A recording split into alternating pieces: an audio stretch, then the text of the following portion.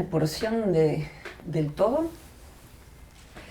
se envasa y nace como Pedro Aznar. Había una vez alguien que parece determinado a vivir una vida interesante. Si no la tenía, se la fabricó, eso es claro. Se la sigue fabricando. Pensaba que vas atravesando todos los sentidos. Tu música para el oído, tu poesía también para el oído y para la vista. Para la vista, las fotos que estuvimos viendo con un grupo de amigos el sábado pasado, que son cuadros que tienen vida propia. Una persona dijo, cuando nos fuimos, qué lástima, se quedan solos, como si fueran animalitos, con vida propia más que animalitos. Y también ahora transitando el sabor, el aroma a través del vino. ¿Cómo es ser Pedro Aznar? ¿Cómo es ser Pedro Aznar? Creo que si algo me puede definir es la curiosidad o la inquietud.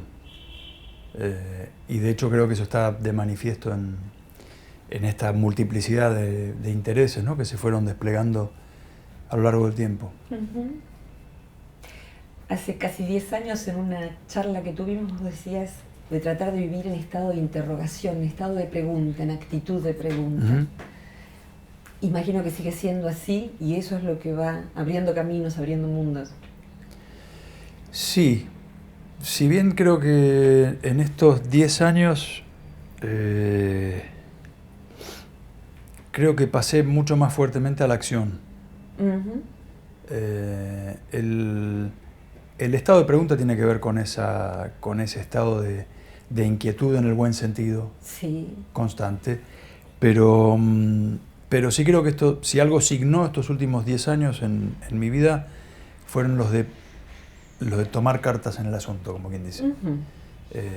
Pasar fuertemente a la acción y hacer una apuesta fuerte por la manifestación de las cosas que me nacen y de mi manifestación como ser humano. ¿Qué fue el émbolo para que eso quisiera salir con más urgencia, con más fuerza? ¿Sabes eso? Sí. El tiempo y la certeza de la finitud. Uh-huh. Me tocó vivir en estos últimos 10 años el fallecimiento de mis padres, sí, la partida de muchos queridos amigos. Sí. Y si bien eso es algo que uno sabe de antemano, uh-huh, no se hace una conciencia candente hasta que no pasas por esas situaciones. Claro. Cuando pasás por ahí, algo te marca fuego. Uh-huh. y te alerta sobre tu propia finitud. Uh-huh. Y te dice, vamos. Sí.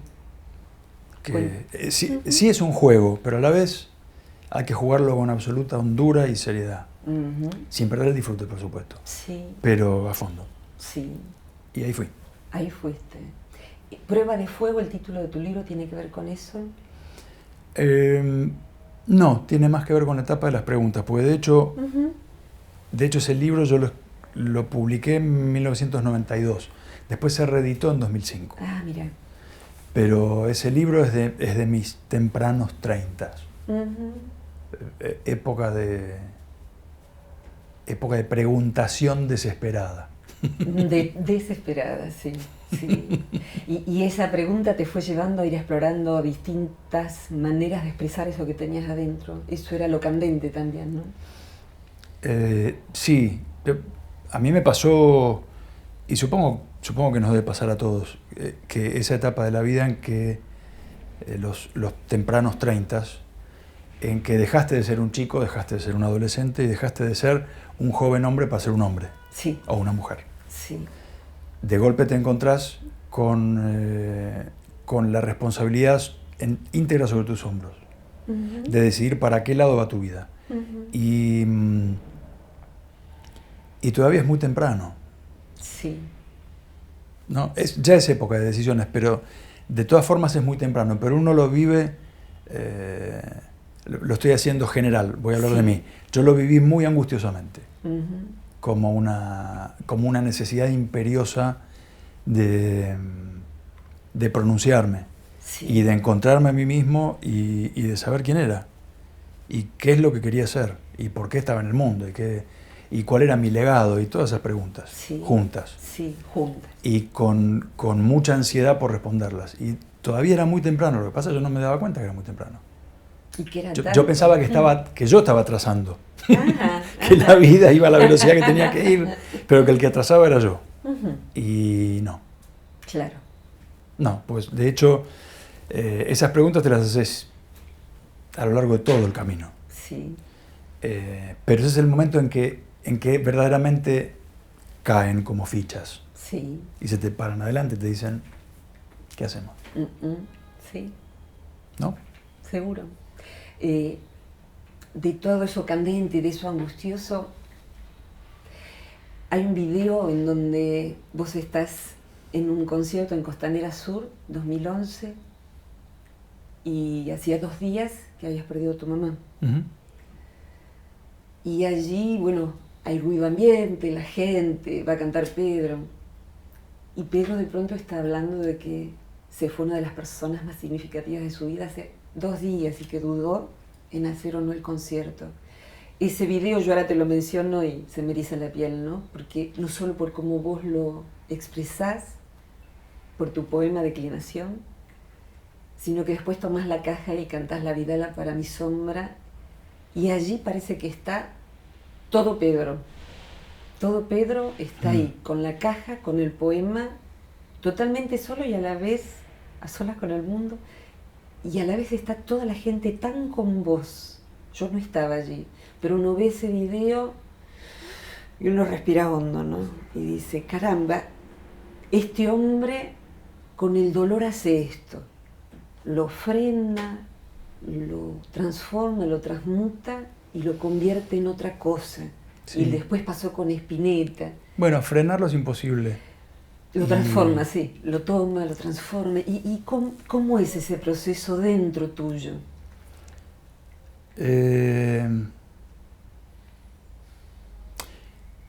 Yo creo recordar que en ese poema Declinación que le escribí a ella, decía algo sobre que la forma que yo había aprendido para soportar el dolor era gritarlo, aunque sea en un susurro, decirlo profundamente, escribiendo, tocando, componiendo. Y esa noche lo que hice fue eso, fue transmutarlo de esa manera. Pero lo que pasa por adentro sigue pasando igual. El hecho de que eso se pueda convertir en belleza, en un hecho artístico, es conmovedor para el que lo escucha y es sanador para ambos, para el que lo manifiesta y para el que lo escucha. Porque está hablando de un dolor innegable que está ahí presente, que nos atraviesa a todos, que es la gran pregunta de la finitud y la gran certeza de la finitud. Y convertirlo en belleza no lo despeja, es algo que está ahí, pero por lo menos lo resignifica y lo hace soportable.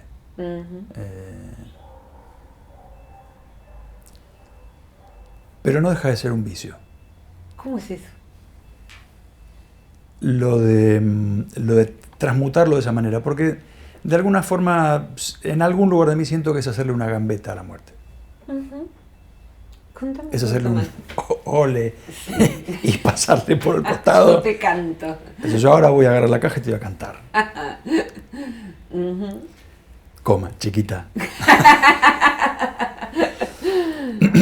Pero ella te espera igual. Claro, son trucos. Son trucos. Son trucos. Pero ayudan. Claro que ayudan.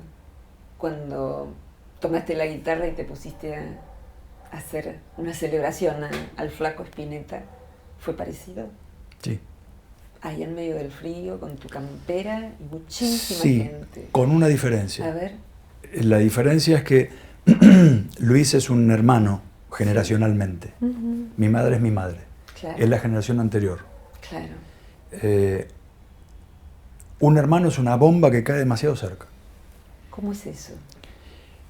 Y sí, porque te toca absolutamente al lado. al lado tuyo. Es un par en el camino de la vida. A pesar de que en lo cronológico no hay ninguna vaca atada, ya lo sabemos. Sí. Pero el hecho de que se vaya un hermano, un amigo elegido, no hay preparación. Hace tu propia muerte mucho más quemante. Y eso te da miedo, te da libertad.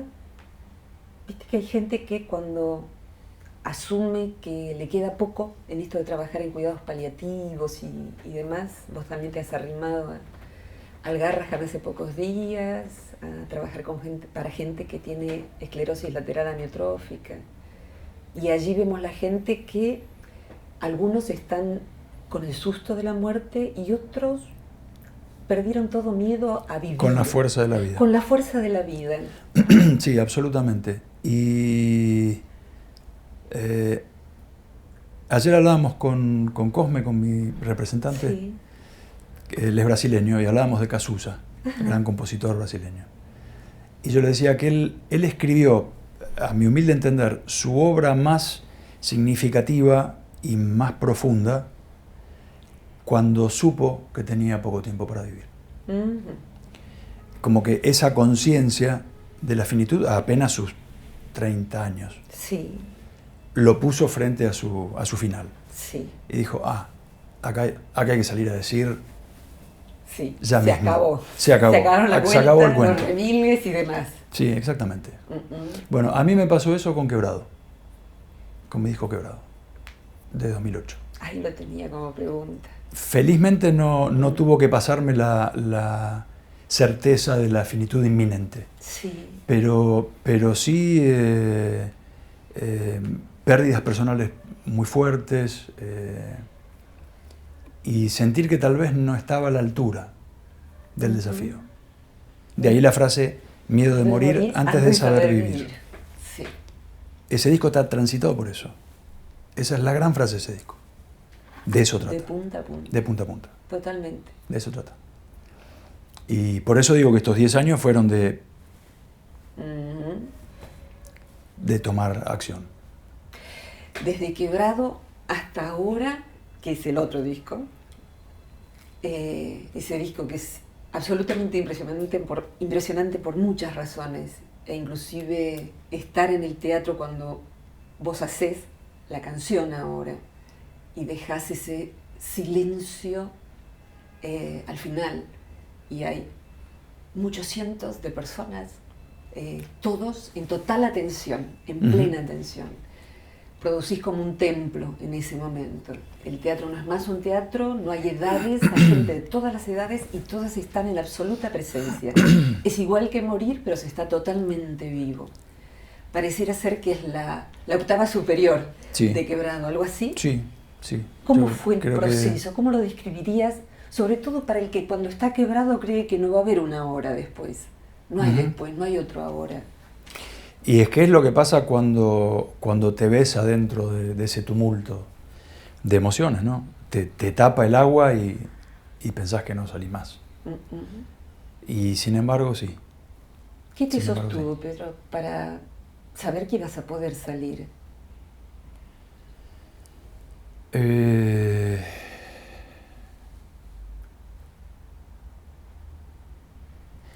los momentos más duros de mi vida, en los momentos en que tuve yo menos fuerza para seguir, me acordé de toda la gente que quedaría profundamente lastimada si yo decidiera irme.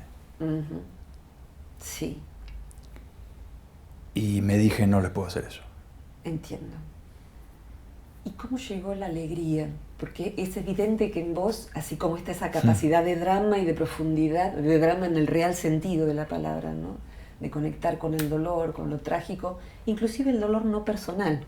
Vos tenés muchas canciones como Vivir en un mundo en llamas sin convertir en hielo el corazón. Pareciera ser que ese es tu desafío, conservarte sensible, como dicen los sufis, aún en medio del infierno.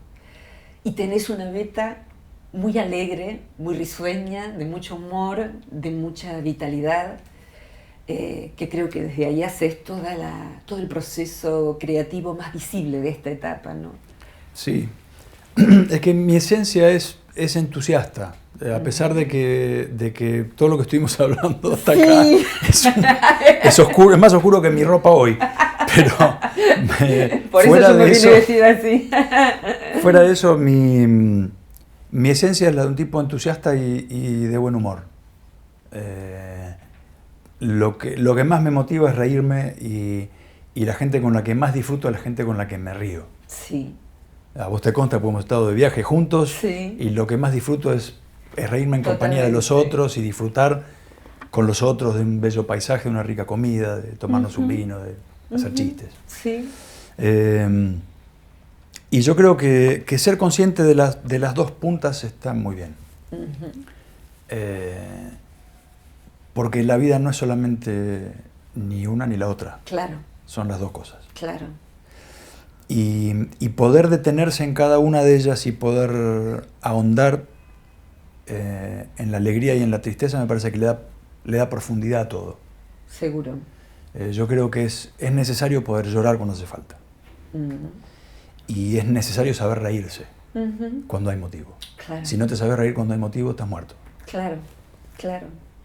Vos tenés una consistente búsqueda a lo largo de los años de lo trascendente, La palabra espiritual a veces es patinosa, ¿no? Con tanto comercio que se hace al respecto, pero en tu caso hay una raíz muy fuerte adentro.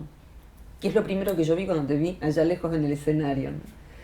Hay algo en vos, y ese algo te acompaña en la meditación y te acompaña en una actitud de vida y de tipo de poesía, y esa conexión con la fuente, cómo sostiene tu desarrollo de tu destino, si es que así lo sentís. Pareciera ser que sos una persona asignada por una tarea que la compartís con todos, porque así como vos te sostuviste a vos mismo, nos fuiste sosteniendo y nos vas sosteniendo a todos los que te escuchamos. Imagino que sos consciente de eso. Prefiero no. ¿Qué te pasa si sos consciente? No, mucha responsabilidad.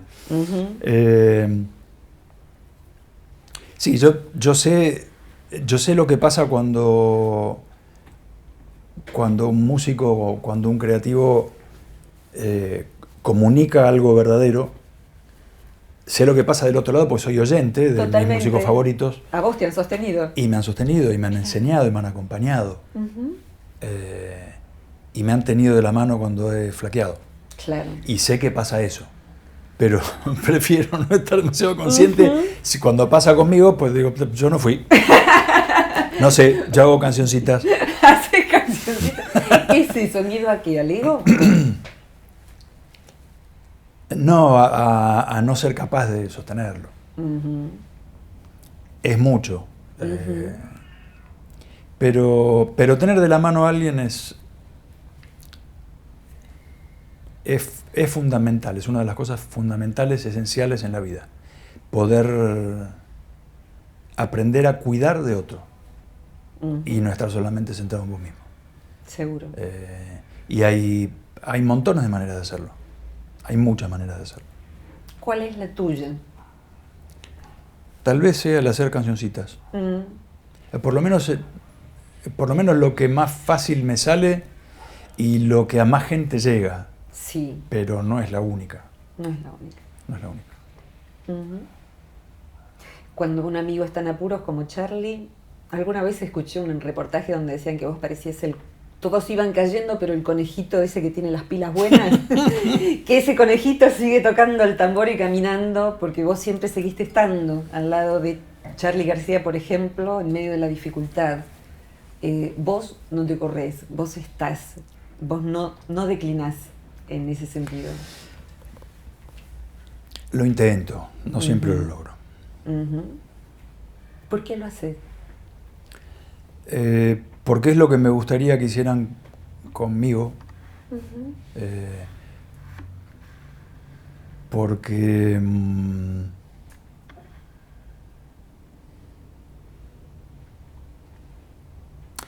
desplegar tu amor por los demás es la única manera. Si no, es todo el tiempo una autorreferencia que no lleva a ninguna cosa. Claro. La única manera de crecer es estar abierto a los demás. cosa que no siempre logro, pero como digo, lo intento. ¿Tus raíces son así? ¿Tu mamá, tu papá, venís de una familia donde hay muchos músicos? Sí, por parte de mi padre, casi todos los 7 hermanos, 5 creo que fueron músicos, con distintos grados de profesionalización de la música, pero sí todos tocaban. Muchos primos y primas también que tocaban. Por el lado de mi madre debo haber heredado algún gen poético porque un hermano de ella, mi tío José, era dado a escribir y a reflexionar mucho. Yo heredé sus cuadernos de anotaciones, son muy bellas. Un tipo muy reflexivo, muy pendiente de lo espiritual. ¿Lo llegaste a conocer? Sí. Tiene un tipo, una mirada buena. Eran 2 cántaros de agua sus ojos. ¿Y tu primer palabra en latín? ¿Rosa? Y la primera que me acuerdo es Rosa, sí. El nombre de mi vieja. El nombre de tu vieja. ¿Cómo era Rosa? ¿Ese jazmín? Era... hablando de conejito con pilas. Mi vieja era todo terreno. Mi vieja laburó incansablemente toda su vida. Se desvivió por los demás. Al punto tal vez que... no sé si se dejó ella de lado. Creo que es lo que ella aprendió, es la manera de ser mujer que le enseñaron. Sí. En parte por venir de esa generación. Mi vieja era del 26. Y ella tomó el desafío y llevó esa bandera toda su vida. Toda su vida. A mi viejo lo tuvo como... De mi viejo era absolutamente todo. No era solamente la esposa, era la mamá de él, era la hermana, era la luchadora que estaba al lado de él, la trabajadora incansable a su lado todo el tiempo, era su enfermera, era absolutamente todo. Mi viejo sin ella, para él mucho mejor que se fue él antes. Claro, totalmente. Sí. Él sin ella no hubiera soportado 2 días. Claro. Hubiera estado perdido como un chico en la niebla. Das la impresión, siempre pensé, ¿no? Mirándote en distintos momentos, mirándote cuando sacás fotos, cuando te reís, cuando disfrutas de cada momento, cuando estás arriba del escenario. Perdón, vos estuviste... Yo estuve... Estuvimos juntos de viaje cuando yo saqué algunas de las fotos de la exhibición. Exactamente, sí. Fue muy impresionante para mí ver... Fluido, Indomable, la sacamos juntos. Totalmente. Fue el río Manso. Muy impresionante ver con tus ojos lo mismo que yo vi con mis ojos. Fue una experiencia realmente transpersonal, porque me voy ahora a la exposición, al momento de la exposición que fue antes de ayer, ¿no? Siempre en alguna parte de mí digo, bueno, ahora ya no me va a sorprender, o sea, son demasiados años como para que me sorprendas con algo creativo. Y sí, siempre digo... ¿No? Me quedo así como sin aire, como cuando de pronto estábamos filmando el videolibro de Brother David con Diego Ortiz Mujica en Bariloche en el verano pasado, y bueno, después si querés contás lo que te produjo a vos Brother David, pero ahí yo también digo, bueno, ahí viene la música de Pedro, va a ser linda, pero ¿qué más puede crear este hombre? Y de pronto aparece Pedro cantando un aria de Bach en latín acá arriba. Y claro, uno no puede sino quedarse en un lugar de no hablar, inefable. Y esto, ¿cómo haces o cómo es tu intención, si es que lo es, para ampliar conciencias? Esto que vos te interesás en leer, de Ken Wilber y demás, los estados ampliados de conciencia. Tu obra, si uno está poroso, lleva a un estado ampliado de conciencia. Tu música, sobre todo algunas músicas, tu fotografía no puede sino otra cosa que ampliar la conciencia. Si la persona va a ver fotitos, no va a poder ver lo que hay ahí. Y encima le pones un título que es Tú eres eso. O sea, anticipás algo que es tremendo cuando uno entra. Así que, ¿cómo es la intención y el resultado de esa intención? ¿Qué pasa allí, Pedro? Yo creo que la intención es acercar el misterio, ponerlo de manifiesto. Y es como una especie de guiño cómplice, ¿viste? Está crocante, ¿no? Sí. La vida está crocante. Y felizmente ocurre. Se comunica. Decididamente. Y eso me pone muy feliz. Con el área de Bach que elegí, pasó que cuando lo conocí al hermano David, en charla con él empezamos a hablar de música y me dijo, ¿cuál es tu música favorita? Y terminamos hablando de Bach. Me dice, Bach. Y yo le digo, sí, maestro de maestros.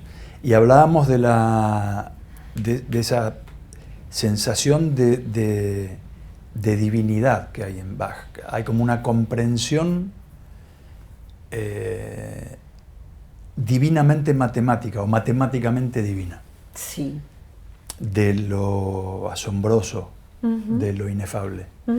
Y lo ponía de manifiesto de una manera imperdible. Está ahí, vos escuchás Bach y lo tenés acá. Totalmente. Y por eso se me ocurrió hacer eso. Y él me preguntó, ¿nunca cantaste alguna obra de Bach? Y le dije, no. Le dije, una vez hice para una obra de teatro una partecita de La Pasión según San Mateo, pero que la había hecho así, usando la voz de una manera medio electrónica, con un vocoder y eso, porque eso lo tenía que cantar una soprano, entonces, como obviamente no es mi registro, lo hice emulándolo electrónicamente y eso. Pero nunca había cantado con mi propia voz una obra de Bach. Y ahí eso, cling, me tocó. Y el hermano me mandó al tiempo, al par de meses, me mandó una obra que él me recomendaba, que era muy bella, muy celebratoria, pero a mí me parecía que era muy...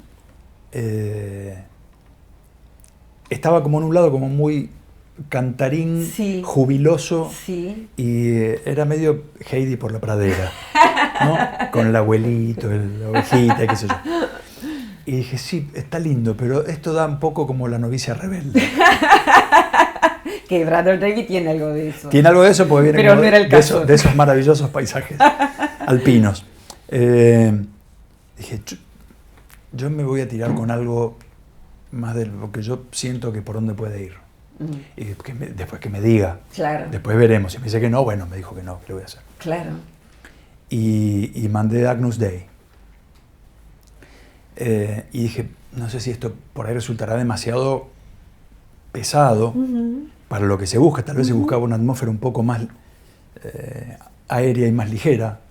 Y esto era como un poco más... Sí, no sé si decir solemne, pero un poco más cargado. Y al principio hubo como un silencio de su lado. Y dije, uy, me parece que no di con el tono emocional de lo que se buscaba. Y después que sí, que le había gustado mucho. Y después cuando empezaron a probar en el video que estaban haciendo la obra tal como había quedado, me dijeron que les había encantado, que había quedado muy bien. Es perfecta. Para quienes después sean público de esta conversación, Brother David Steindl-Rast, monje benedictino, Zen, 88 años. Estuvimos trabajando un grupo de preciosa gente en Patagonia haciendo un videolibro y hubo un momento en que vos compartís con todos esa música que es en la ceremonia de las velas, o sea que yo recién llegaba a Bariloche, estamos en un galpón y Brother David convida luz, convida desde una vela luz a todos explicando que así como otras cosas que se dan va quedando menos a medida que uno la da, la luz que uno da se multiplica. Y también nos invitó a mirar la luz en los ojos de los demás. O sea, no solo era una vela más en cada uno, sino los ojos. Y ahí aparece la música de Pedro. La de Bach. No, la de Pedro. Ahí ya estabas totalmente apropiado de eso, en un sentido totalmente, profundamente tuyo, de tu esencia, de tu Atman, diría Wilber. Y me animo a afirmarlo porque cuando termina, ¿vos te acordás del piropo que te dice Brother David? No. Te dice, hay palabras y hay músicas que salen del ruido, y hay palabras y hay músicas que son nacidas del silencio. Del silencio, sí. Esta es música nacida del silencio. Hermoso. ¡Wow! Hermoso. Inolvidable el momento ese. Y así como, y este Pedro, yo lo veo, sos medio anfibio, porque de pronto estás allí, en ese estado donde estás conectando cablecitos y sale eso, y al rato ya estábamos en empanadas y en un clima muy jolgorioso, todos los presentes, sí. ¿No?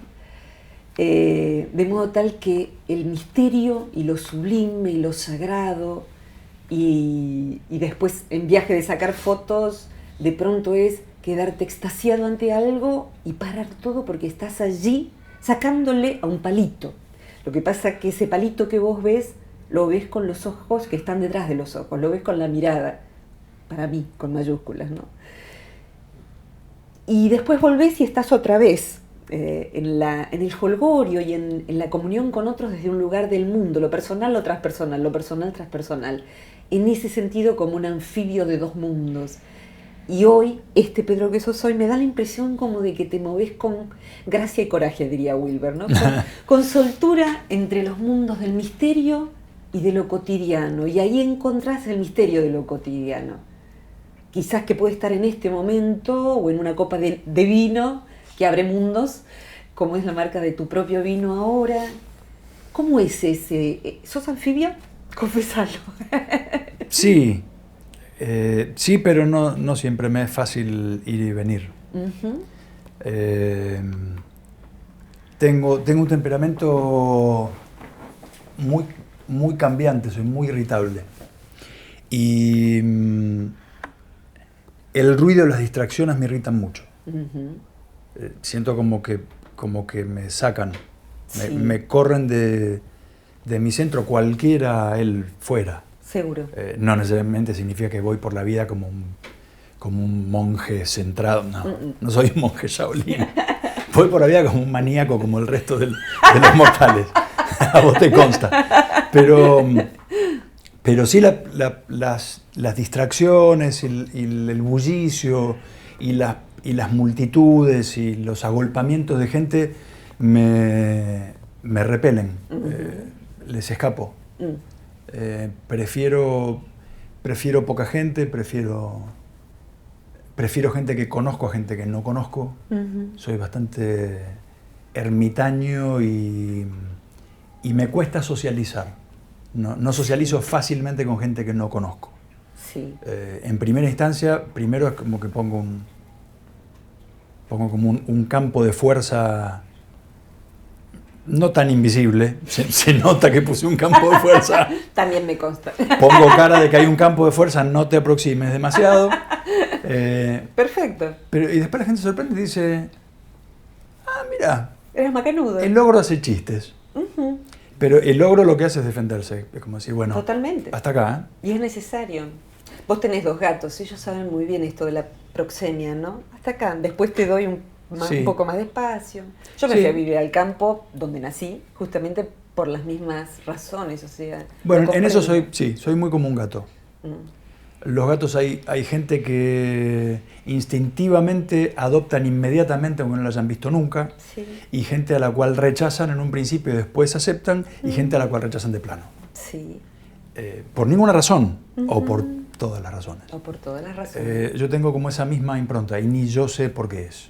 No lo sé explicar, no sé cómo viene, pero pasa eso. Y eso me ha ganado innumerables, no sé si enemigos, pero sí innumerables gentes que no me han entendido. No tienen por qué entenderme, pobre santo, pero bueno. Por supuesto, pero no deja de ser difícil. ¿Sabes qué? Una cosa que a mí me importa mucho en general es la gente que no encaja en el mundo y que no encajando en el mundo genera su propio mundo para enriquecer el mundo. Uh-huh. O sea, hay dos opciones. El problema es, como decía Hermann Hesse, tienes una dimensión de más. O sea, ese es tu problema o el problema de quien no encaja en el mundo por estas razones. Entonces, o me aparto y me inutilizo, o voy siendo mi propio mundo y bueno, al que le sirve, le sirve. Sí, una vez leí que hay dos modos de... que en los monjes hay como dos modos de acción. Uno es la ermita, sí, es aislarse del mundo y dejar que el mundo haga su curso y quedarse centrado en su propia isla o en su propio mundo. sí. O el hombre de acción. Uh-huh. Y yo siento que tengo un poco de las dos cosas. Claro. Y en eso soy anfibio. Uh-huh. En eso sí. Porque me gusta mucho la acción, me gusta mucho estar de viaje, estar de gira, estar trabajando. El trabajo es mi lugar de pertenencia. Me gusta estar produciendo cosas. Estoy todo el tiempo imaginándome cosas distintas y tratando de llevarlas a la concreción. Soy absolutamente un hombre de acción. Pero también tengo un momento en el cual necesito refugio, reparo y no estoy disponible. Realmente no estoy disponible. Y me hago mi ermita en el lugar que sea. Sí. Puedo montar mi ermita en medio de una multitud, pero si está montada, no llegas. Creo que tus fotos transmiten exactamente eso y yo miraba a la gente mirando y daba la impresión de que invitabas a cada uno a entrar en esa ermita y prestarle, mira, esta es mi ermita, ¿querés ponerte frente a este arroyo, frente a este tronco, frente a esta montaña? E iba sucediendo eso. Porque es el espacio de silencio. Sí, sí. El espacio de silencio interior. Y era un silencio, lo que yo observaba era un silencio muy feliz, muy gozoso.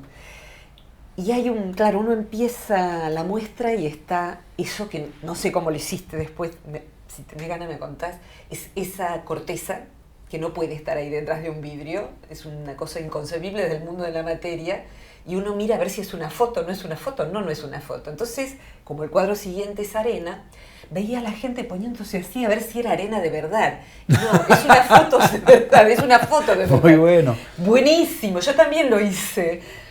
Claro, entonces ahí hay como una perturbación de la mente, de la cognición común.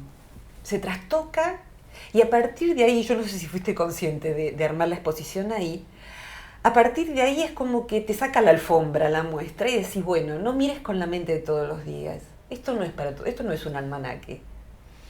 Sí, bueno, buen punto. Esas dos fotos son miradas muy cercanas, muy en primer plano. Una de una duna de arena, sí, y la otra de un tronco quemado. Sí. Y el resto de la muestra es una mirada de horizonte, sí, ¿no? Dimensiones de lugares inmensos, de lugares muy amplios, muy abiertos. Y estas dos fotos contrastan fuertemente por eso, porque son dos miradas muy de cerca.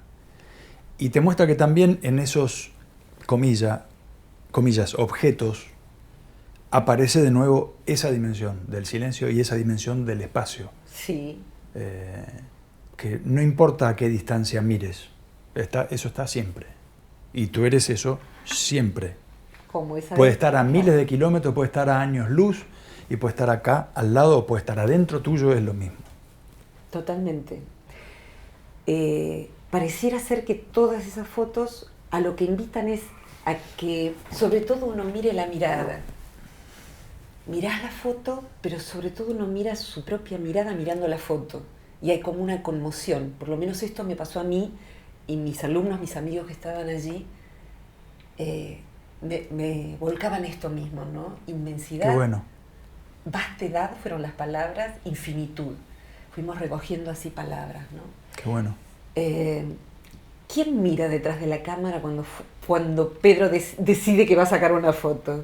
Una vez que mira, ¿quién mira? ¿Cómo es eso? Creo que mira el mismo que escucha cuando hace música. Porque en definitiva, si Si el ojo es lo que hace al fotógrafo, el oído es lo que hace al músico.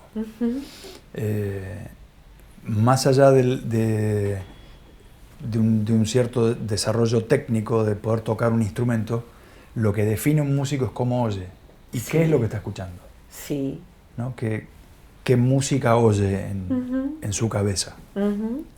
¿Qué es lo que lo atraviesa sonoramente? En esa imaginación es donde está.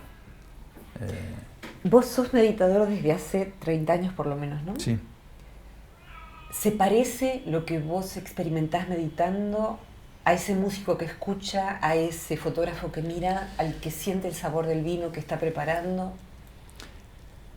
A veces sí, y hasta un punto. Hasta un punto. Lo que ocurre en la meditación es anterior a los sentidos, como vos sabés. Y es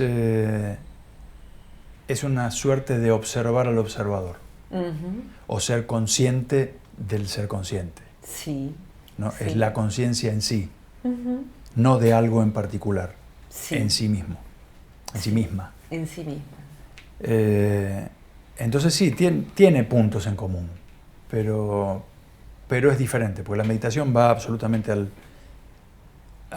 centro de la cosa, al origen de la cosa. Y ahí es donde tú eres eso, yo soy eso, todos somos eso. Es en ese lugar. Después el resto es manifestaciones y maneras de señalar, ¿no? Yo creo que con una música, como hace Bach, se puede señalar eso. Con una foto se puede señalar eso. Con una danza se puede señalar eso. Y el eso lo escribiríamos con mayúscula. Sí. Como decía Krishnamurti, ¿no? Y estaba eso en el ambiente. Hay un momento después de Quebrado en donde la vida se pone más luminosa, pareciera ser, y decidís hacer un retiro creativo. Y allí aparece después Ahora, ¿no? El disco Ahora. Y en el medio vos tomás ese retiro y a mí que me interesa tanto el inconsciente creativo y cómo vos creás. Yo te decía que en la entrevista me interesa tu persona completa y, aunque declines, tu sabiduría y cómo vos creás. ¿Cómo creás vos cuando se da ese momento en que hay un retiro ya no tan doloroso, sino que vos estás preparando el fuego, estás solo en Mar de las Pampas, sacás fotos, estás en silencio, los fines de semana recibís amigos y te propones hacer con mucha disciplina y oficio una canción por día por lo menos? O sea, le pedís a tu inconsciente, entiendo yo, una canción por día, y el tipo trabaja ahí adentro, el inconsciente, toda la noche para ver si al día siguiente, o en la siesta, y ver si al día siguiente te complace en tu propósito. Sos sumamente determinado, dicen los que te quieren, que sos muy autodeterminado, y lo hiciste en un mes. Sí. En un mes, un disco. ¿Cómo es ese proceso de pedirte a vos mismo una canción, de esperarla? ¿Cómo es tu relación con vos mismo en ese sentido? Lo de pedirme música, yo creo que es lo mismo que desear algo fervientemente. Es un llamado que uno hace a su inconsciente o como uno lo quiera llamar. O a que la suerte se ponga dadivosa, sí. A que el misterio te sople cosas al oído. Y la meditación es una herramienta poderosísima para aquietar las aguas. Creo que funciona como si uno pudiera tranquilizar el viento en un lago y de a poquito ir calmándolo o poniéndole pantallas para que deje de soplar hasta que el agua se aquiete por completo. En el agua quieta puedes ver toda suerte de imágenes y lo puedes usar como una bola de cristal para adivinar el futuro. Sí. Siento que es algo así. Y que en el caso del músico, el músico que vive en mí tiene el oficio suficiente como para mirar en ese cristal y empezar a ver toda suerte de cosas. Pero primero se tiene que aquietar el agua. Claro. Cuando el agua paró, eso se convierte en un espejo. En ese espejo empiezan a aparecer toda suerte de imágenes. Y eso funciona todo el día, es constante. Hubo canciones que me despertaron a las 3 de la mañana. ¿Te acordás de cuál?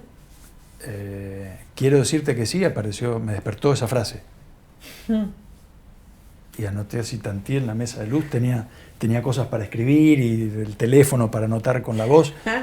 Me anoté así, quiero decirte que sí, quiero decirte que sí, quiero decirte que sí. 3 veces. Sí. ¡Buah! ¿Qué es eso? Seguí durmiendo. No me molestes. Ya veré. Y después empecé a tirar de ese hilo. Y apareció. Ahora apareció como un rap, como una letra rapeada. Dije, ¿qué es esto? ¿También a la noche? No, un día. Preparando el desayuno. Ajá. ¿Qué es esto? Un rap en mi cabeza. Ahora no es mañana, ahora no es después, ahora no es camino recorrido. A escribir, rum, de un tirón. Dije, bueno, esto ya sé por qué lado va, pero no es ahora el momento, valga. Sí.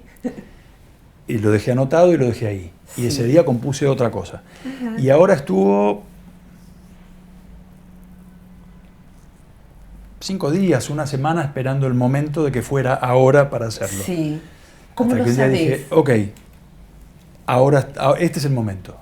Y dediqué un día a hacer la música de eso, pues ya estaba el concepto, estaba la letra, sabía que era un rap y tenía la idea de lo que era. Y empezó como a insistir, empezó como a decir, quiero yo ahora, que componeme a mí. Sí, componeme a mí. Como con vida propia. Hasta que dije, bueno, ya está. Sí, no me tengo que olvidar que el ritmo es esto y tal cosa.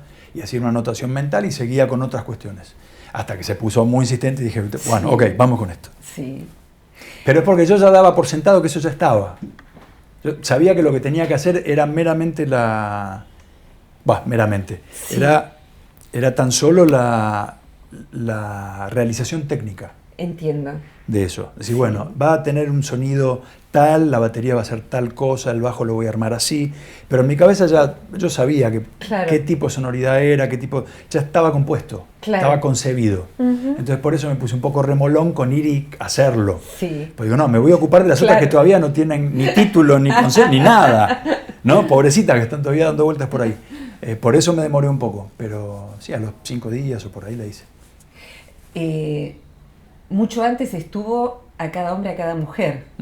Lo soñaste a David Lebón cantándola. Cantando las primeras frases de la canción también, sí.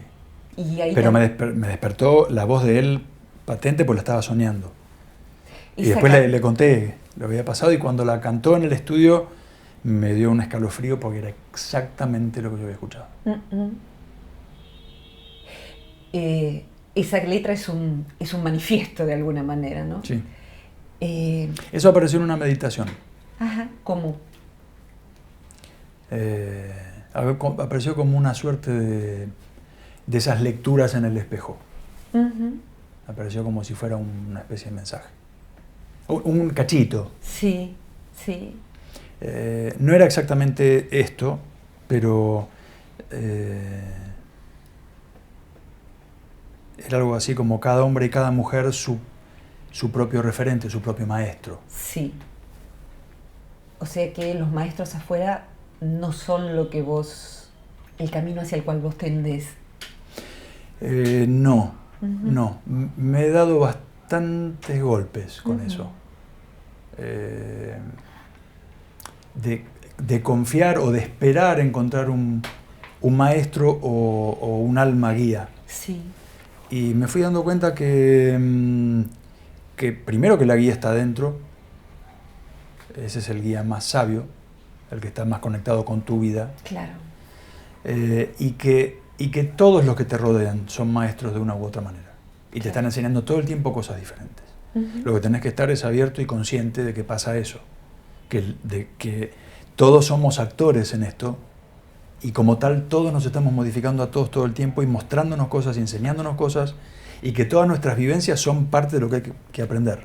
Claro. Pero sí, a los maestros iluminados les rehuyo.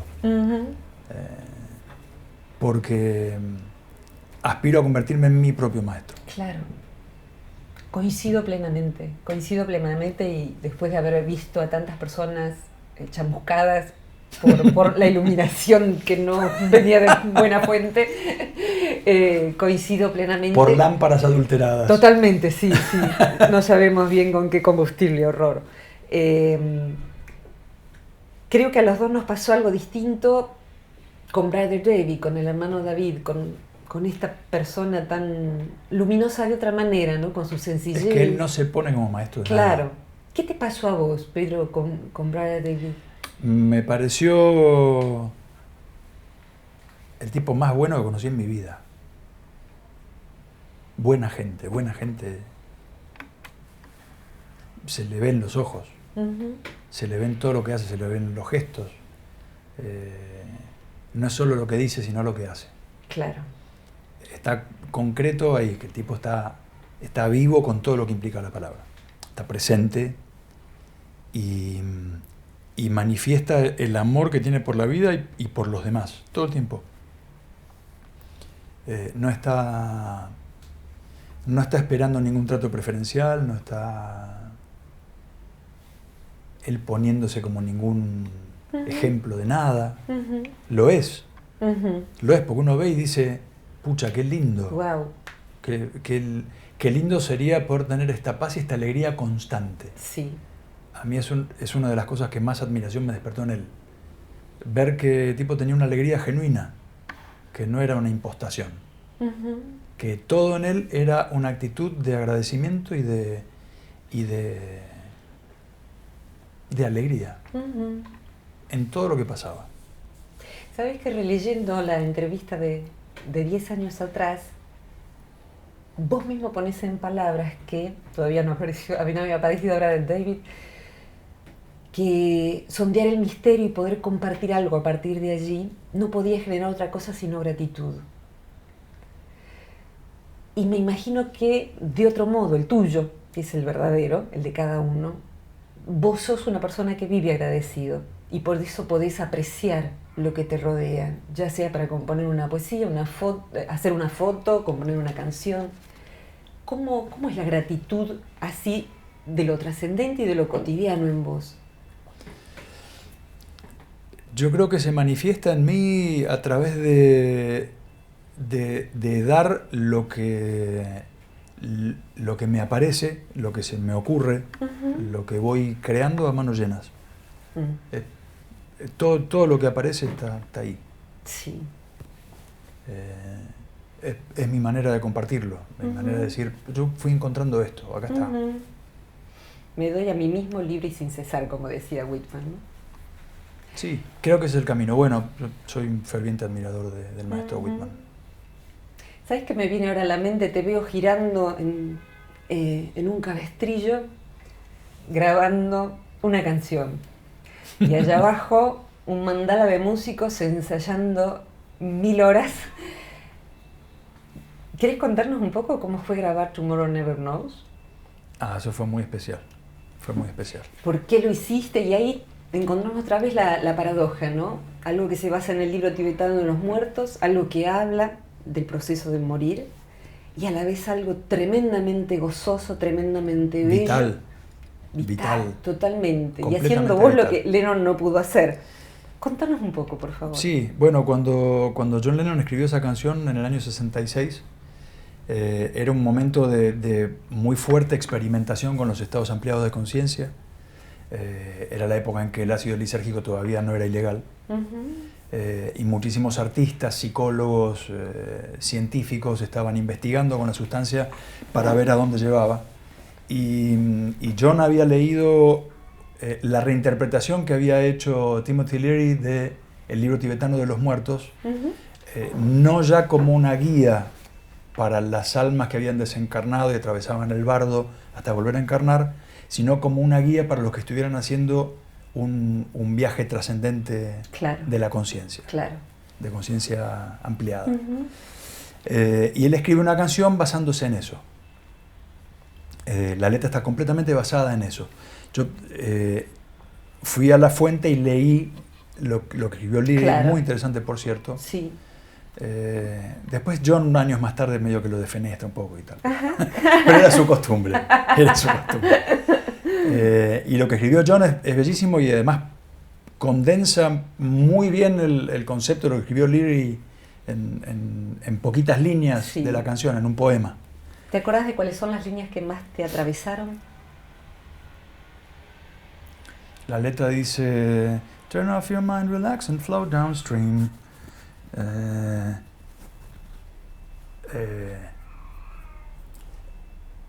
Desconecta tu mente, relájate y déjate llevar corriente abajo. No es morir, no es morir.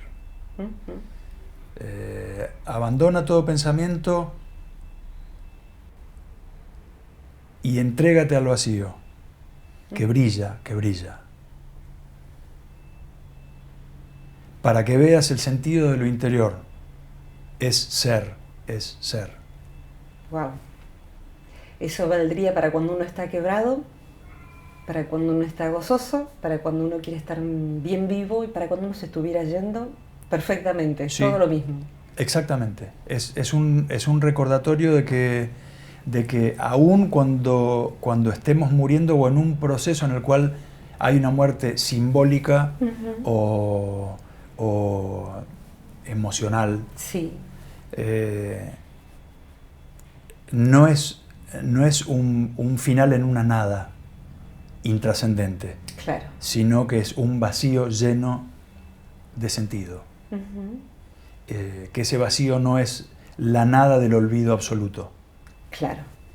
Esa es la esperanza cuando uno siente que no hay salida. Sino que es la entrada en el océano de la conciencia, que todo lo atraviesa y que es todo. Exactamente. Donde todo está y que todo es. Es muy difícil de decir en palabras. Sí. Pero uno se mete en un brete muy difícil. Quien tenga oídos que oiga, ¿no? Sí, y esto me pasó fue el hecho de querer grabar esta canción surgió a partir de una experiencia de respiración holotrópica. Fue una experiencia de conciencia ampliada sin el uso de sustancias, sí, que es simplemente un antiquísimo ejercicio yógico de respiración. Es una respiración rápida y sostenida a lo largo de unos 20 minutos, una media hora. Se hace con acompañantes terapéuticos, con una persona que te guía, a la cual vos guías después. Lo he vivido de los dos lados, coordinando y... Como facilitadora y haciéndolo. Exactamente, sí, con Grof también. Sí. Es muy hermoso. Hermosísimo. Es muy hermoso. Bueno, ese concepto de Stan Grof, totalmente, un tipo increíble. Increíble. Y yo me acordé muchísimo de esa canción durante la experiencia. En momentos de la experiencia dije, a esto se refiere esta cuestión. Esto es lo que estaba diciendo este tipo. Sí. Y ahí me fui a la fuente y empecé a buscarlo. Empecé a buscar por qué lo de Leary, blam, blim, blum, blum, blum. Me metí en todo el cuento y dije, vamos con una versión de esto.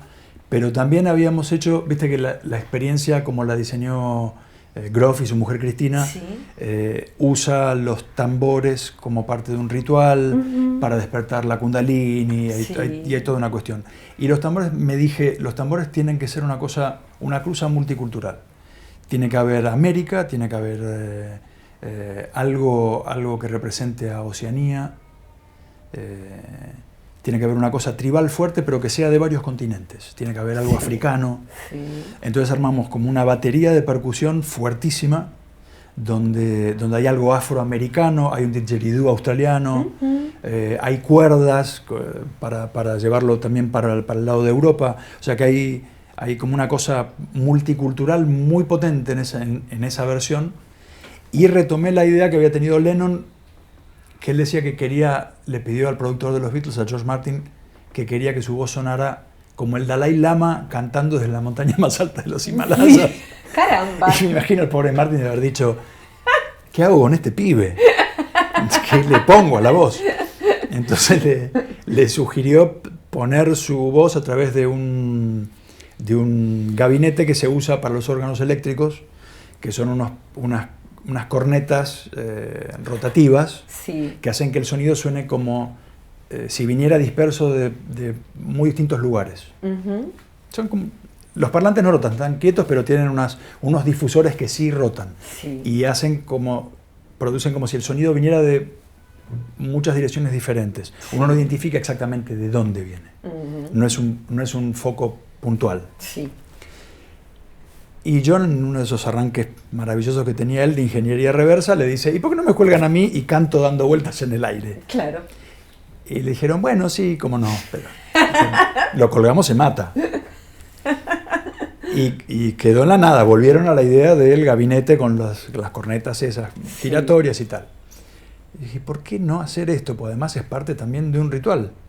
O sea, cantar lo que él dijo es genial. Totalmente. Porque estás en una especie de trance, y trance que lo fue. Hablé con la gente que por aquel momento se llamaba de la guarda. Sí. Y me ayudaron con toda la técnica aérea, los arneses y toda la cuestión. Hice una práctica. Buscamos un lugar con un techo muy alto. Y así armamos, era un mandala de... Además eran 12 músicos, juro que no lo planeé, salió así. Eran 12 músicos y uno que estaba colgado. Que eras vos. Que era yo. Y estaba colgado como a 6 metros de altura, o sea, que implicaba un cierto riesgo la cosa también.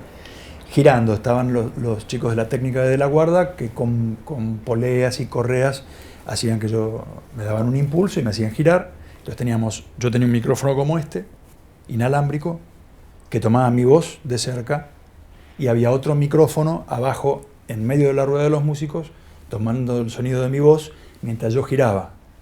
El diferencial entre el micrófono que tomaba mi voz quieta y lo que tomaba el micrófono que tomaba mi voz girando, produce un efecto Doppler. Que quienes quieran se pueden meter en internet y buscar que es Doppler con doble P. Es lo que le pasa al sonido cuando la fuente sonora se mueve. Lo que pasa con el sonido de una ambulancia cuando pasa, que baja la frecuencia. Claro. Eso es efecto Doppler. Claro. Porque las ondas de sonido se comprimen a medida que llegan al oyente o se descomprimen cuando se alejan. Eso es lo que logra una fuente rotativa de sonido. Cuando los músicos terminaron, en la versión que está en Mudras, hay algo que sucede en medio del silencio. El silencio hizo su propia música después, cuando todo instrumento se detuvo y cuando tu voz se detiene. ¿Y qué les pasó a ustedes con eso? Que es una... Fue un ritual. ¿Cuánto duró eso? Y estuvimos horas. ¿Te empezamos a montar todo como a las 2 o 3 de la tarde de un día y terminamos a las 9 de la mañana del día siguiente. O sea que agotados, pero felices. Si eso no era un estado ampliado de conciencia, que lo es, ¿no? No, fue impresionante. Fue muy lindo. Muy lindo. Muy lindo. La sensación de estar era la de estar volando. Totalmente, claro. Impresionante. Al principio te da susto, puedes decir, si me caigo acá. En un momento se me cayó el receptor del monitoreo inalámbrico y se hizo puré. Claro. Y dije, bueno, esto me va a pasar a mí si me llego a caer. Sería una experiencia práctica del libro tibetano. Sí, exactamente. La realización concreta del paso al más allá. Yo te contaba que cuando... Me dan ganas de contarlo en este espacio para el que quiera hacer la experiencia, ¿no? Yo compré Mudras, lo puse en el auto, me gusta mucho escuchar música y casi siempre está Pedro Aznar ahí y yo canto a dúo con él, me encanta. Y voy escuchando el disco y de pronto digo, no, yo tengo que parar porque no puedo manejar bajo estas condiciones. Realmente, yo no entendía lo que decía la voz, porque no estaba preparada para eso. Pero concretamente yo estacioné en la calle Salguero y dije, era como haber bebido alcohol, a lo cual yo no estoy acostumbrada, y cerré los ojos y todo giraba. Esto es redondo, no sé qué es, pero esto es redondo. Esto es redondo y esto es para hiperventilar, esto no hay que escucharlo, esto es peligroso escucharlo en cualquier momento, esto es para escucharlo. ¿Y vos no habías leído nada de cómo estaba hecho ni por qué? Nada, wow. Nada de nada. Yo estaba preparando la entrevista y viendo qué cosas había hecho en forma solista Pedro Aznar. Y en ese momento estaba Mudras dando vueltas, que es un disco precioso, como cada uno, pero ese en particular me llega muchísimo. Y yo estaba haciendo mi primera escuchada. Y viste como ese vino que uno guarda, que debe ser octava superior en tu colección, supongo, que guarda para momentos muy especiales, para gente que lo sepa paladear. Esto no es ni para cualquier persona, ni para cualquier momento. Esto no hay que vulgarizarlo. Y yo salteo esa canción cuando viene, porque eso yo lo escucho cuando estoy en condiciones. Claro. Y justamente por eso no está en estado vil en mi interior, ¿no? Y cuando la escucho, he estado con una amiga que tiene pérdida de visión, y nos hemos detenido. Cuando llegó esa canción le digo, no, esto hay que parar el auto, paramos el auto en el campo, bajamos las ventanillas, todo volumen, y las dos nos quedamos ciegas, y ahí, sonido puro, amplitud pura. Qué lindo. Así que, beber con precaución. Porque eso además no sale en el test de alcoholemia, pero no se puede conducir escuchando Tomorrow Never Knows. Y hay otras canciones de las tuyas que parecen concebidas para no ser escuchadas en cualquier momento. A mí me pasa eso y te quería preguntar si te acordás, no sé si un músico como vos tan creativo recuerda el origen de todas sus canciones, pero hay una que a mí me atraviesa así para canciones de selección, etiqueta blanca o negra o no sé cómo será, que es Si no oigo a mi corazón. Uh-huh. Esa canción es como también un manifiesto, un testamento vital o algo parecido, ¿no? Si no oigo, que se amargue en mi copa el sabor si no oigo a mi corazón. Uh-huh. Como algo que uno se dice a sí mismo radicalmente, que yo no negocie, que yo no me olvide, que yo no mercantilice. Que no claudique. No claudique. Uh-huh. ¿Cómo nace esa canción? Emulando a Puccini. A ver. ¿Cómo es eso? Estaba haciendo la música de Últimas imágenes del naufragio, de Eliseo Subiela. Sí. Y Eliseo, que es un gran melómano y un gran amante de la ópera, me hablaba mucho de Puccini. Yo en aquel momento no lo tenía muy escuchado. Y me metí a escuchar Puccini y me encantó. Me encantó. Y escribí algo a la manera de. Uh-huh. Y lo guardé. ¿Escribiste música a la manera de? Sí. Uh-huh. Y escribí una letra en inglés, porque en ese momento estaba preparando un disco para lanzar en Estados Unidos. Y lo había escrito en inglés. Y lo dejé ahí. Después ese disco no se concretó. La canción quedó ahí y dije, le voy a hacer una versión en castellano a esto. Que en realidad respeta muchísimo lo que era el original en inglés. Sí. Es prácticamente igual. La versioné como si hubiera sido una obra de otro artista que estaba en inglés y la pasé a castellano. Claro. Pero el sentido es exactamente igual. Y 6 años más tarde, digo bien, sí, 6 años más tarde, yo estaba haciendo otra película de Eliseo, que fue No te mueras sin decirme a dónde vas. Y en ese momento estaba saliendo mi disco David y Goliat, donde está Si no oigo a mi corazón. Y le regalé el disco a Eliseo, no bien salió. Y me llamó a la hora y me dice, la última canción. Me dice, quiero esa para la película. Wow. Le digo, pero sí, quiero esa para la película porque es exactamente lo que hay que decir en ese momento de que no sé qué. Le digo, vos no me vas a creer, pero yo se lo compuse para una película tuya y nunca te lo mostré. Para otra. Maravilloso. Y 6 años más tarde el tipo me dice, esa es la canción, no sé qué cosa. Maravilloso. Sí. Ahí el Pedro de aquella época dice, ¿cuánto tiempo perdido en pensar que la vida se puede explicar? Con veneno intenté curación porque confío en mi razón. Uh-huh. En un mar de palabras me ahogué. Sí, la razón es una especie de sustancia tóxica. Cuando está en exceso, sí. Sí. Sí. Cuando trata de explicar absolutamente todo y encontrar razones matemáticas para todo, es un tóxico letal. ¿Fuiste más mental en otra época, Pedro? Sí. ¿Y ahora qué sos en ese sentido? Así decir, bueno, ahora no soy tan mental, soy más... Intuitivo. Intuitivo. Pero yo necesité hacer ese viaje. Claro. Necesité pasar por ahí. Claro. Por alguna razón. Lo que vos vas convidando al mundo, como alguna vez te conté, suele ser material didáctico para mí. Un uso modesto de algo tan grande, pero que despierta conciencias en lo que yo comparto desde la psicología. Desde terrores nocturnos, cuando hablo de sueños, que es alucinantemente verídica esa música. Esa música, si alguien no sabe lo que son terrores nocturnos, escuche esa música, escuche esa letra y no hay modo de no comprenderlo, aunque uno no vaya a un libro de psicología.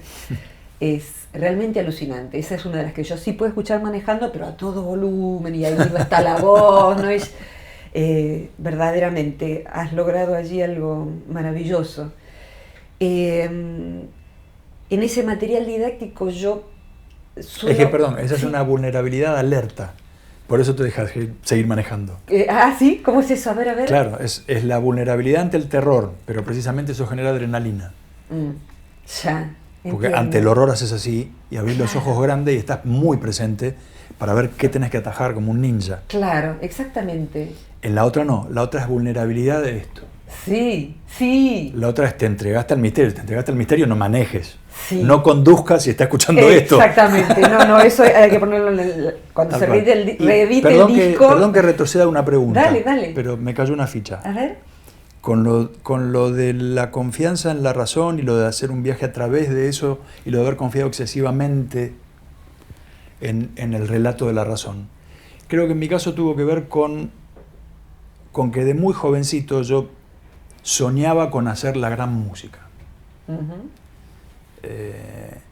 Y quería poder hacer arte que cambiara el mundo. Uh-huh. Ni más ni menos, el pibe se andaba con esas. Sí. Tendría sus razones, a lo mejor era talentoso. Para ambicioso. Cuando fuera grande iba a ser talentoso. Para ambicioso llamado a ser el tipo. Y claro, yo presuponía en mi inocencia que esas cosas se hacían con muchísimo esfuerzo, con muchísimo trabajo, y que tenían que ser necesariamente difíciles. Uh-huh. ¿Cómo la gran música va a ser una cosita de así? Uh-huh. Que se te ocurre así como así. Uh-huh.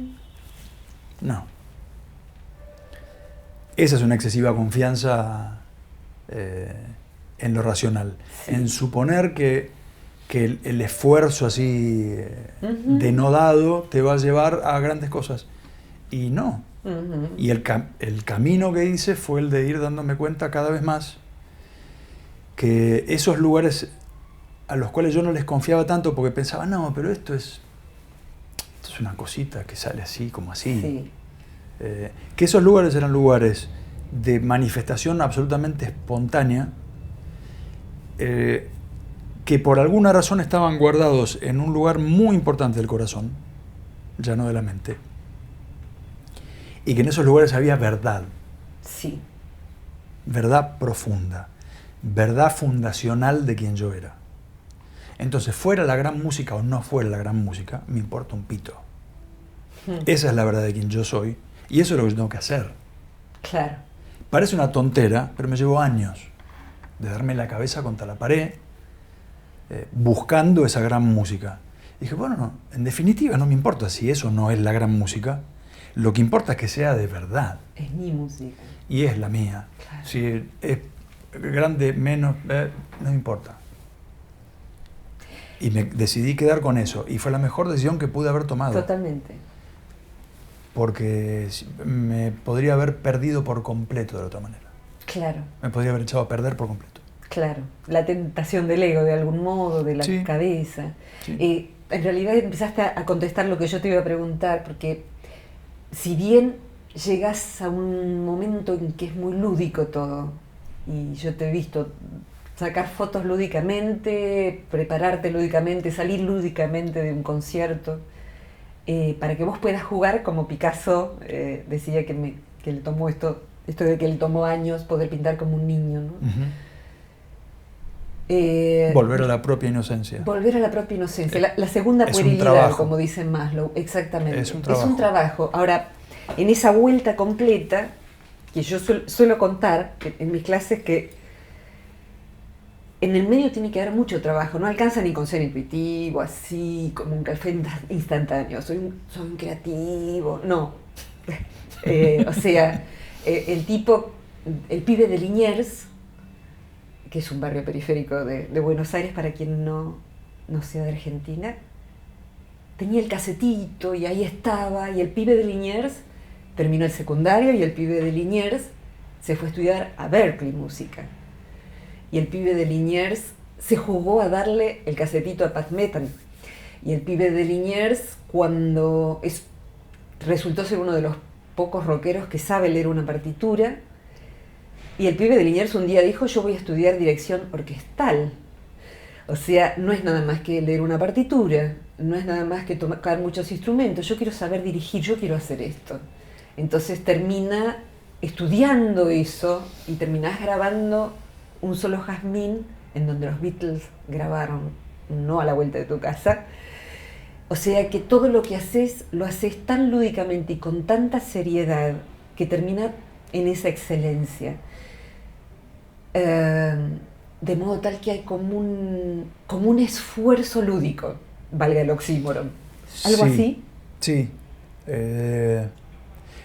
Yo siempre valoré el trabajo para ahondar en lo que uno hace. Y creo que la excelencia en la factura técnica de algo es muy importante.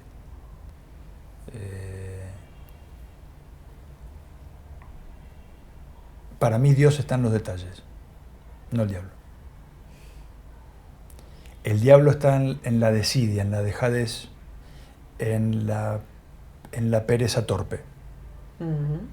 Diablo, entre comillas, ¿no? Por supuesto.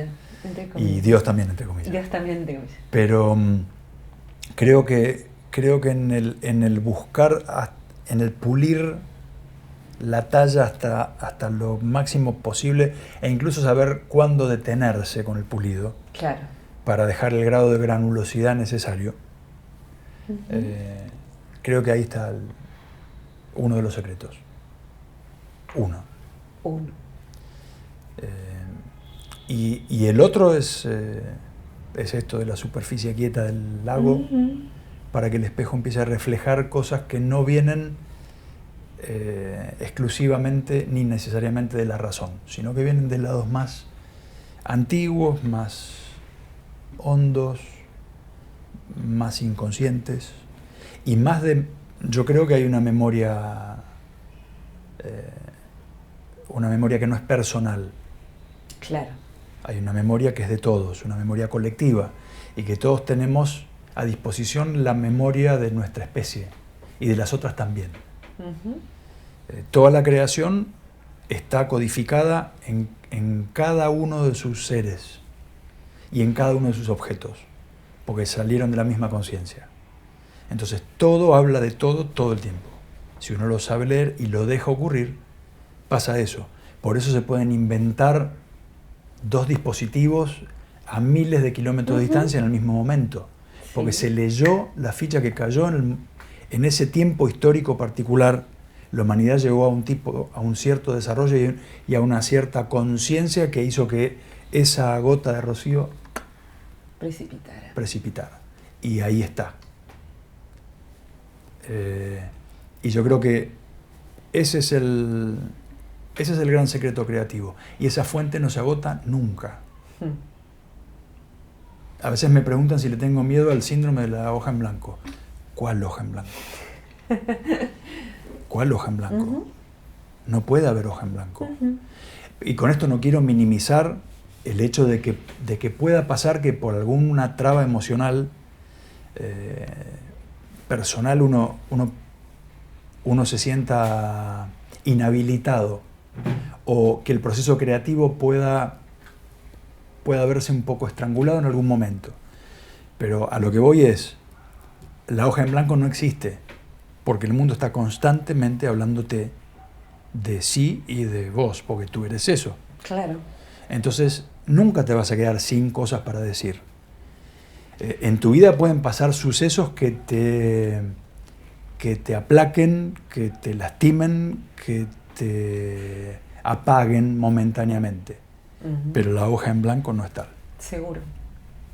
Coincido tan plenamente en eso. Y veo tanta gente talentosa que se maneja con el freno de mano puesto.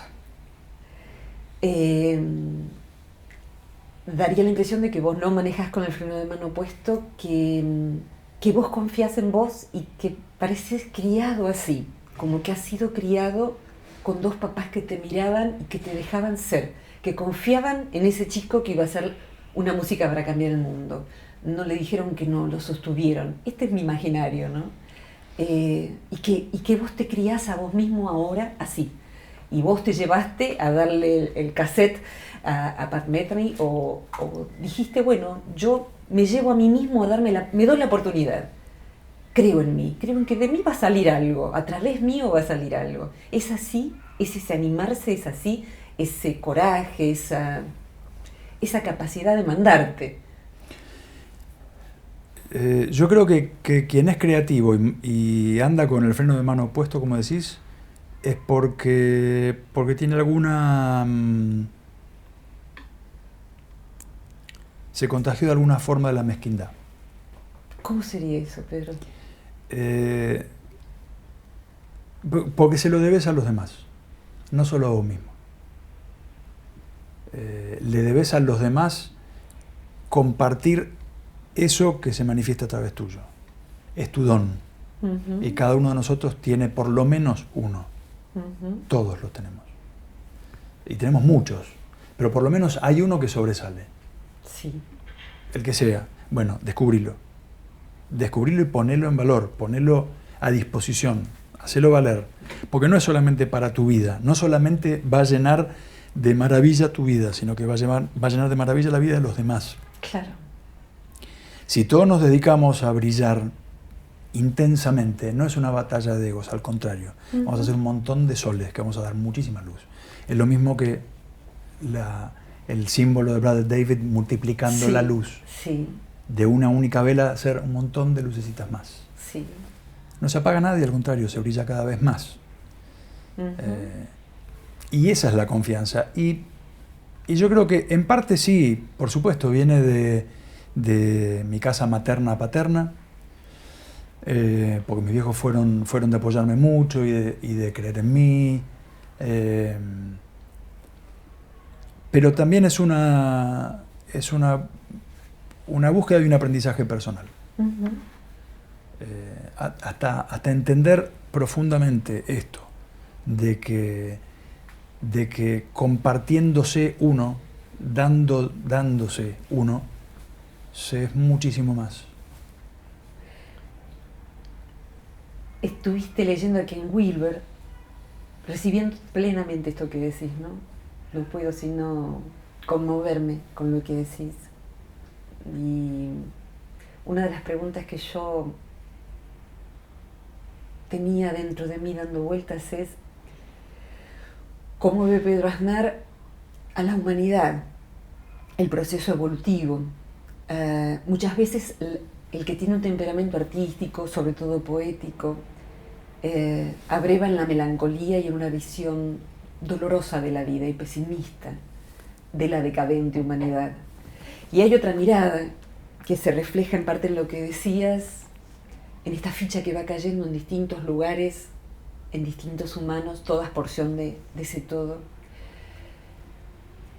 ¿Cómo ves vos para adelante este experimento llamado humanidad y la función de cada uno de nosotros, que transitoriamente se llaman Pedro, Virginia, quien sea? ¿Cómo ves vos eso en una mirada macro?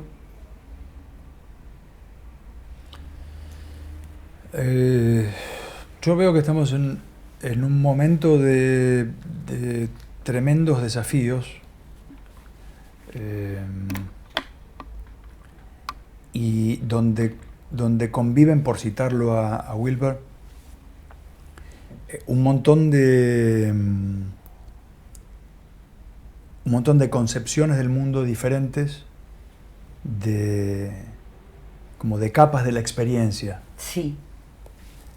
Y un desafío importante es el hacer convivir esas capas y no suponer que todos tenemos que ir hacia lo mismo o que todos tenemos los mismos tiempos, sino ir a una convivencia armónica de esas cosas, porque cada una de esos modos de la experiencia tiene algo para aportar. Claro. No tiene que haber una dictadura de una forma de conciencia, de una forma de ver el mundo, de una forma de entender a Dios, o de darle nombres, o de una modalidad económica en particular. Tendríamos que poder caminar hacia la diversidad en convivencia. Me parece que ese es un desafío importantísimo. Y nos va a llevar tiempo lograrlo. Nos va a llevar mucho tiempo. Pero vale la pena. Vale la pena. Vale la pena. Porque me parece que es el único camino posible. Claro. Los caminos de uniformización de la humanidad terminan en catástrofe siempre. Seguro. Seguro. No somos uno en el sentido de que somos todos iguales. Claro. Somos todos distintos. Somos uno en otro sentido, en un sentido más hondo. Sí. Y todos merecemos el mismo respeto, y el mismo cuidado, el mismo amor, y las mismas oportunidades. En eso sí somos uno. Pero en todo lo demás, somos muy distintos. Claro. Y esa diferencia debe ser respetada. Si no se respeta, terminamos mal. Claro, claro. En esta generosidad no solo de tu tiempo y de tu casa, sino de compartir tu hondura, que disfruto tanto. Pensaba, ¿qué le dirías a quien tiene ya trabajo hecho, tiene sensibilidad, dones, está ahí de manifestarlo, pero viste que hay líneas de trabajo sobre sí que machacan mucho con detestarse, aniquilar el ego, aniquilar el deseo, y la lucha es de igual a igual contra uno mismo. Y en mi criterio, si uno lucha contra sí mismo, la única posibilidad es perder, porque... Sí. ¿Qué le dirías a esa persona que tiene el cassette pero no lo da? Porque ¿cómo le va a dar el cassette a un músico tan famoso? Un día yo estaba contigo, ¿te acordás? En uno de los teatros al terminar un concierto, y apareció sin papás un nenito chiquito así, con un CD de covers tuyos hechos por él. ¿Te acordás de ese nene? Y que vos llamaste a los papás con total generosidad. Y ese nene vino a hacer un pequeño Pedrito y traerte a vos eso. Ese nene tenía una enorme autodeterminación. Tanto también unos papás que dijeron, andá hasta el subsuelo y páselo a Pedro. Y bueno, vos llamaste a los papás y estuvimos todos allí con amigos tan queridos tuyos. ¿Qué le dirías al que no se anima a dar el cassette, el CD, el paso? Porque cree que no es lo suficientemente bueno, porque no es momento, porque más adelante, como decía Kabir, que me le he pasado afinando mi instrumento y no he cantado la canción que vine a cantar. Volviendo a lo que decías sobre la lucha sobre uno mismo y lo de aniquilar el ego y todo eso, me parece que esas metáforas son muy negativas. Lo que comunican son imágenes de guerra. Te pones en guerra con uno mismo. Y no me parece que sea la manera. Creo que aceptarse a uno mismo es un trabajo mucho más amoroso, y es hasta más difícil, ¿no? Conocerse profundamente, aceptarse profundamente con tus falencias y con tus virtudes. Y hacer camino desde ahí. Volviendo a Lennon, leí una cosa hace poco que me gusta muchísimo, que dijo: yo me pasé años destruyendo mi ego porque ese era el consejo de la época. Sí. Hay que destruir el ego hasta que me quedé completamente vacío y no sabía ni quién era. Sí. El ego puede funcionar como una especie de faro, ¿no? La conciencia de uno es mucho más que el ego. El ego es una construcción limitada, en la cual uno se para desde ahí para tener una conciencia de sí que te coagule, no me sale la palabra. Sí, está bueno, ¿no? Una consolidación de... Que consolide una presencia en el mundo que, bueno, este soy yo y yo hago esto, y yo me describo a mí mismo y tengo una cierta contención de mi experiencia desde lo que yo siento que es mi ego. Pero uno es muchísimo más que eso. Claro. Vos podés empezar a sacar capas como en una cebolla y lo que hay en el fondo es mucho más grande que esa descripción que vos hiciste de vos mismo. Y con respecto a alguien que esté en un trabajo creativo,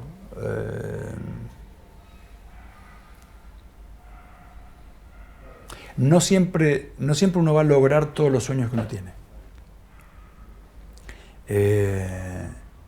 No toda chica que ansía bailar en el Teatro Colón va a llegar al Teatro Colón, porque tal vez no le alcanza su don para eso, pero por ahí puede encontrar otras maneras de expresar ese don, si el don fuera realmente la danza. Claro. Y no hay que dejarse vencer por eso, yo aspiraba a esto y me encuentro que la vida me da hasta acá. No importa. No importa. Hay que poder lograr lo máximo de eso que la vida te entrega. Y quién sabe con el tiempo que puede pasar.